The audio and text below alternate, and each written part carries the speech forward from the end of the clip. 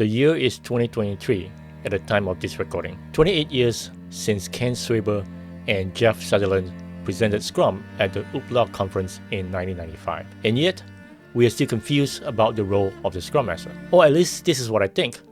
Why? Because I hear and see these statements about Scrum Masters.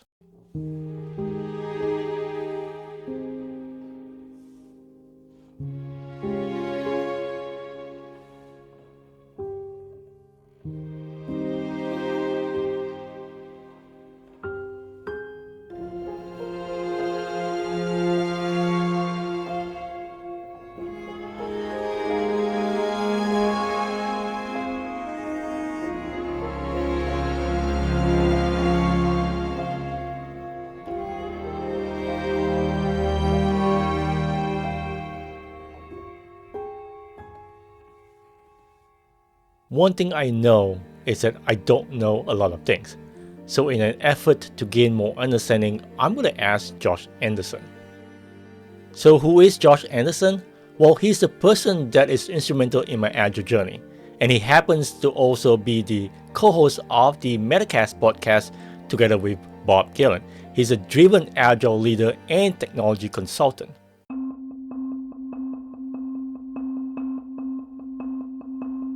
Well, Richard, I was unable to define that until you and I met.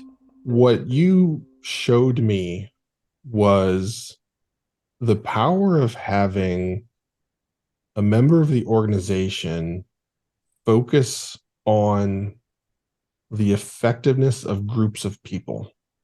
The engineering managers in our organization, the way that we built it out, they focused on how do I help the individual people get better at their craft? The engineering pieces, how do I expose them to bigger challenges, architectural issues, scaling problems where they get to flex some new muscles and figure that out. That requires a lot of effort and brain power to effectively help people along their path. And if you don't do that, people leave sooner than you would like because they don't feel like you're helping them get to that next step. Cool, so we do that. But there's still so much more that has to happen in the team game that is software that you can cross your fingers and hope it ends up right without paying attention to it. But usually when folks do that, myself included, when you allow that to happen, the end product isn't exactly the way you wanted it. And there's no one else to blame but you because you didn't pay enough attention to it. But having a solid Scrum Master where they can spend time, effort, and energy is I've got this system of humans that are in a group working together. How do we maximize that? Humans, not all humans are good at that. And unfortunately, too many humans have never really seen what a good team looks like. That's why I use those books that were in the past just to educate people of like, this is actually what a great team looks like, because unfortunately there aren't that many out there. So people don't know the target that they're aiming for. And so having that Scrum Master there to be that guide and that shepherd and to invest in that group, but also in the individuals that might be struggling to become a great team member, being able to sit down and work with them and help them grow as a member of that team. And then that is an exponential value as you continue to do that across that entire group.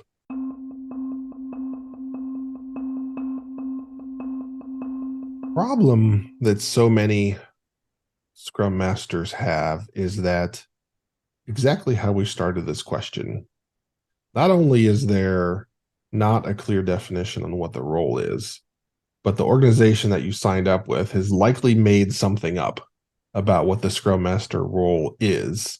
And unfortunately, that's often tangential to where you and I think it should be. So they're being asked to operate in ways that don't align with the way you should optimally operate as a Scrum Master. So part of it is the organization that they're a part of just often taking the easy way out and choosing not to tackle the hard things and or spend the money to get an experienced Scrum Master. So you have this person that's doing another job and you're asking them to be a Scrum Master, but you don't really tell them what it is.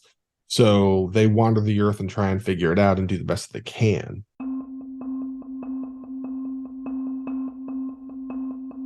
Make sure there's clarity in that organization about what that means. What is the job description?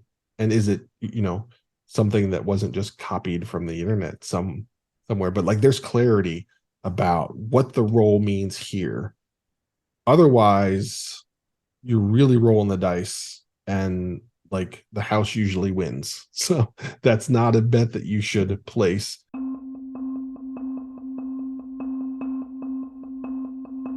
I see too many scrum masters get idealistic Mm-hmm. and deny the reality that's right in front of their face and still try and force teams or companies through what they believe to be the right answer. You and I have both been places where we've recognized we had to make a concession, and that's not who we are right now based on the realities of our organization, of acquisitions we're going through, or whatever it might be. So unfortunately, and it's usually newer scrum masters because they've gone to that training, they have that like, okay, this is what you do. And so you come back, and that's the only weapon you really have that's in that fight. So that's the first thing you pull out, and you're ready to go. And like, hey, we're going to go to battle with like this, but that's not agile.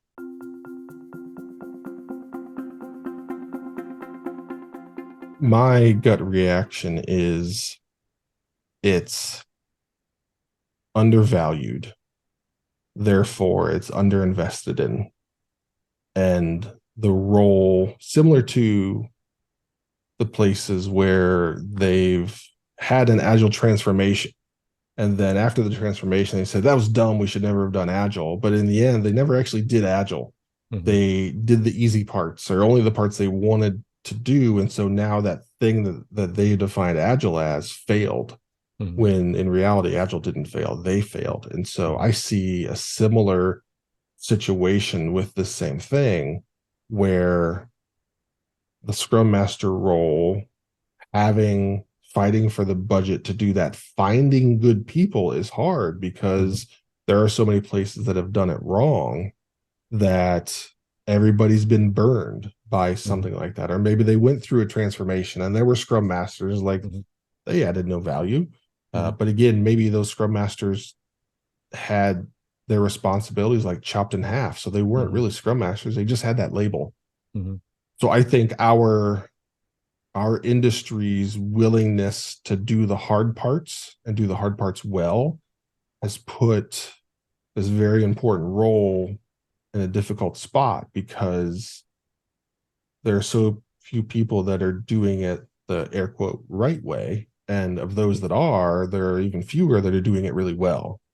So that, which again is why when you and I met, I was like, I don't see the value of the Scrum Master role because everywhere I had been, we turned a QA person into a Scrum Master or a developer into a Scrum Master, and we underinvested and sent them to like a $200 class or sent them a link to read up. And so then it's like, you can't expect anybody to be exceptional at a role when that's all you've allowed them to spend time learning on.